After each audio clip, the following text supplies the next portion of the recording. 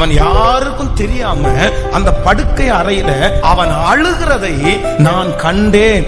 ஆதலால் அவனுடைய ஆயுசு நாட்களை 15 வருடம் நான் நீட்டி கொடுக்கிறேன்னு ஆண்டவர் சொன்னார்.